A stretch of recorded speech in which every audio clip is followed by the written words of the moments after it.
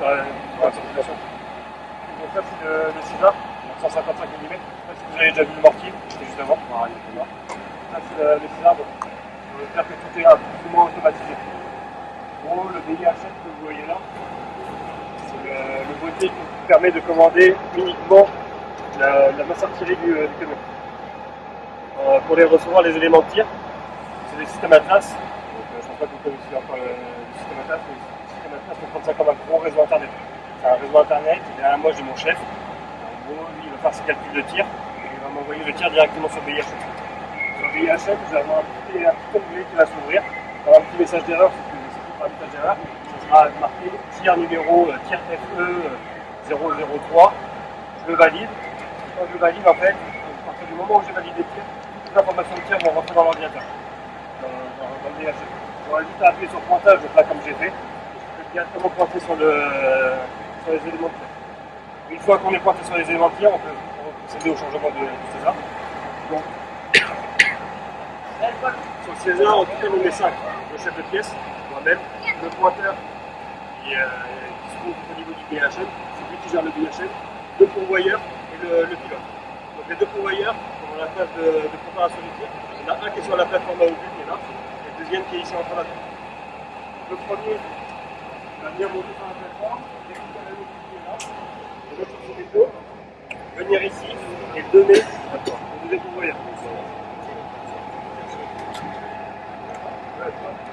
Le deuxième pourvoyeur, très important.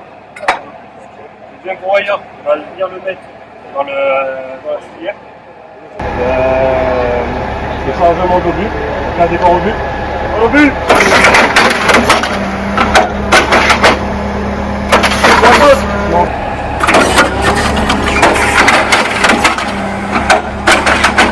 La plus grosse menace pour l'artillerie, c'est le tir de contre-batterie.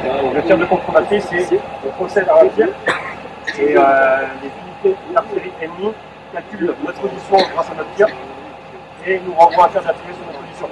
C'est la force du César. Les unités d'artillerie ennemies, les autres milliers sont relativement assez statiques. Et nous, avec le César, ça nous permet de pouvoir bouger rapidement. Avec le César, on a vu, on a appuyé sur le bouton. Le César se remet en dispo rouge.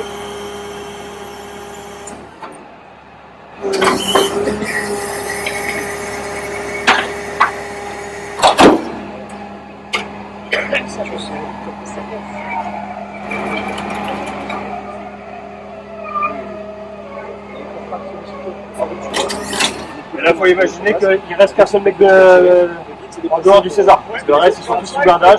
Moi, j'ai juste à remonter et je suis prêt à partir. Là, on a mis les cales par terre, mais en carré, il n'y a pas les cales, c'est juste pour éviter de limiter. Et là, tout le monde est dans le César et là, on est déjà parti. Et après, pour remettre en position, on roule, on reçoit l'ordre de tir, on débarque, exactement la même mécanique comme ça.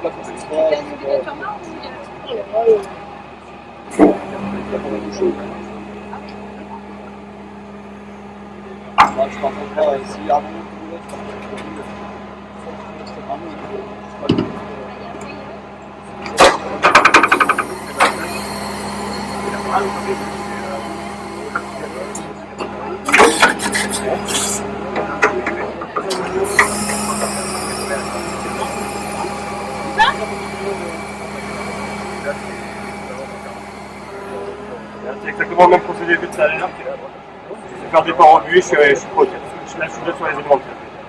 C'est un système d'arme qui est relativement rapide pour bouger, se remettre en batterie, effectuer le tir et repartir. On n'est jamais statique.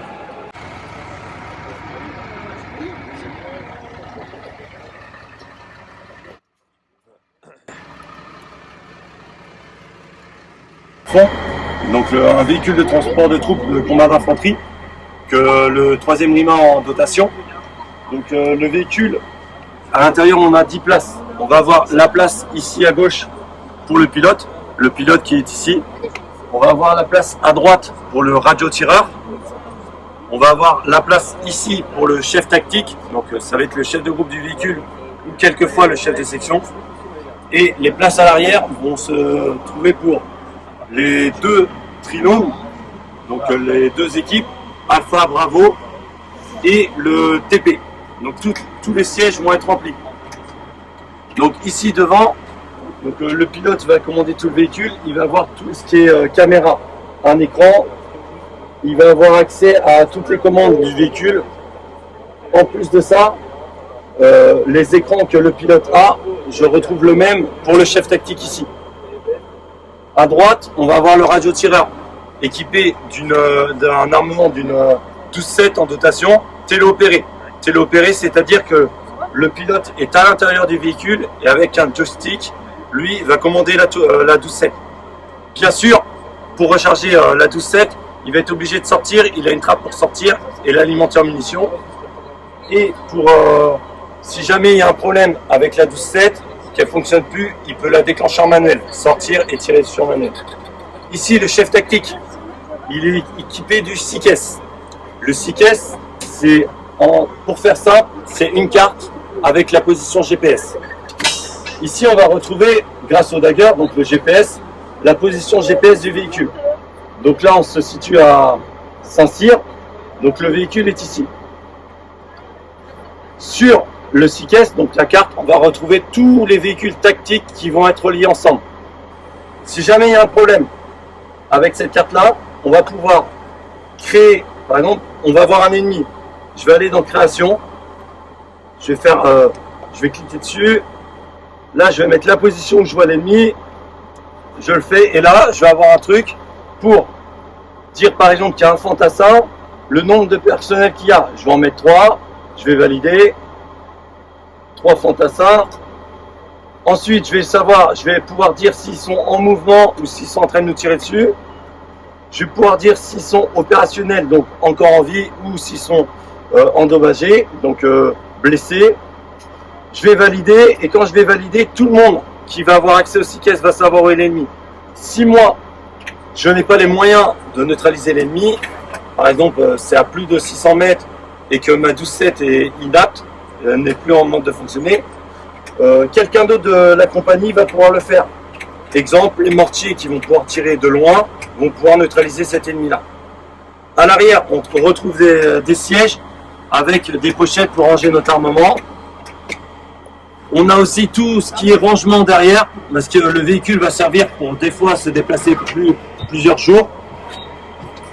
Et ici, on va avoir des trappes, une trappe pour le chef tactique, donc il va sortir avec son HK. Et on va avoir 2 trappes arrière. Souvent, on va mettre la minimi pour avoir une grosse puissance de feu et un autre personnel, un chef d'équipe à l'arrière. Voilà. Et c'est un engin qui est sécurisé. Tout ce qui est NRBC, il va être étanche, protégé. Tout ce qui est IED, en fait, ce véhicule-là, c'est pour ça qu'on va retrouver des sièges individuels. Avant, on avait le VAB. Le VAB, avant, les gens c'était une banquette, tout le monde sur la même banquette, il y avait les pieds au sol. Si jamais on passait sur un IED, le VAB était moins bien protégé. Du coup, souvent, les gens, leurs os de leurs pieds, principalement, tout ce qui a été touché au sol, était cassé. Après, ils ont amélioré le VAB, bien sûr. Ils ont mis des calibotiers en bois. Le problème, c'est que les calibotiers en bois explosaient et ça allait dans les personnels. Après, ils ont mis des petits trucs en caoutchouc pour avoir le siège. Le problème, c'est que quand ça se remplissait de terre, la terre volait. Et après, ils ont fait le VAB Ultima, où il y avait un siège pour chaque personnel, et chaque personnel avait le pied sur le siège en face. Le fait d'avoir ça, le pied ne touche plus le sol. Du coup, vu qu'il ne touche plus le sol, il est résistant à l'IED. Le personnel était plus touché. Et ici, c'est le même dispositif que le dernier véhicule. Ça, c'est vraiment le dernier né des véhicules. Le dernier qui est arrivé en termes, pour nous, du système Scorpion. Il va y en avoir d'autres qui vont arriver après, mais la dernière dotation du véhicule du 3e régiment d'infanterie de marine, c'est le Griffon. D'accord, ouais. C'est le plus évolué de sa génération. Déjà, avantage, on voit le pilote, on peut communiquer directement avec lui. Le chef tactique a tout ce qui est carto, analyse du véhicule et radio avec lui. Donc il n'a plus besoin de sortir de la tête dehors pour mettre son antenne pour avoir la radio, pour essayer d'avoir une bonne liaison, vu que les antennes qu'il va avoir pour communiquer, ça va être directement les grosses antennes qui sont au-dessus du véhicule. Voilà. Donc c'est le lance-roquette unitaire. Donc On a une équipe de 3 à l'intérieur. Donc un pilote, le pupitreur-tireur, c'est celui qui va gérer pour envoyer les roquettes, et le chef lanceur, qui lui gère le pupitreur et le pilote. Donc les roquettes à l'intérieur, donc avec 2 cages de 6 roquettes. Donc, on voit ici, Ouais. à l'intérieur, voilà. Ici, donc 12 roquettes, une distance de 20 à 80 km. C'est avec une précision de 3 à 5 mètres maximum. Ah ouais. Donc, voilà. À l'intérieur de la roquette, il y a une GPS intégrée. Donc en fait, quand moi je mets les coordonnées, la roquette elle se voile. On tire et après elle dirige toute seule sur la cible. Voilà. Il y a 90 kg de charge militaire, dont 25 explosifs, et une partie propulsion. Voilà. D'accord, ok. Donc c'est tout en propulsion. Donc ce qui vous permet de déclencher le tir et puis de dégager quoi. C'est ça. Ouais. On tire, on peut tirer, on peut pas tout tirer toutes les roquettes en même temps, bien sûr. C'est une roquette tous les 5 secondes minimum. D'accord. Voilà. Ça, on en tire 2, après on range la cage et on change de position. D'accord. Pour éviter les contre-batteries. Le rechargement. Pardon ? Le rechargement. Au rechargement, derrière la cage, on a une télécommande. Donc moi je fais descendre la cage jusqu'ici là. Et à l'intérieur il y a un système de grue.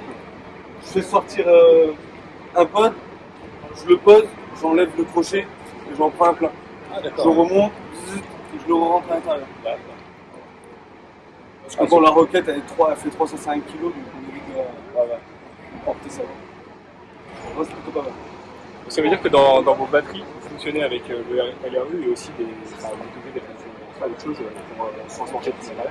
Oui, on a une partie logistique. Donc c'est eux qui portent toutes les munitions sur la Ça va être le Star FPSA, le fusil de précision semi-automatique. Ça va être le nouveau fusil de précision de l'armée de terre. Nous, pour ma part, au régiment, on l'a reçu en septembre. On a été formé dessus en novembre. C'est un fusil qui fait 1 mètre de long, 8 kg, et qui nous permet de pouvoir traiter une cible sur à peu près 800 mètres. D'accord. Donc portée pratique. La capacité du chargeur est de 20 coups. Et la lunette multi-bender qui est réglable sur plusieurs positions. De 0 à x8. Et avec bien sûr tout ce qui va être tourelle de réglage de tir qui va permettre de faire des corrections en site ou en gisement. C'est une arme qui est destinée aux tireurs d'élite plutôt. Tireurs de précision. Tireurs de précision. Il faut savoir que dans l'armée française, on a 2 catégories. On a les tireurs de précision qui sont directement embarqués dans un groupe de combat, et les tireurs d'élite qui, eux, travaillent plus en autonomie de leur côté et qui utilisent des fusils différents de l'autre, comme le BGM en 12-7 et le 417. Donc ça c'est une révolution par rapport à ce que vous aviez... Ça va remplacer le FRF2. Plus léger, plus maniable. C'est un plus ancien précis. fusil à verrou un peu plus restreint en tant que polyvalence sur le terrain. Mais là c'est vraiment la révolution, on va dire.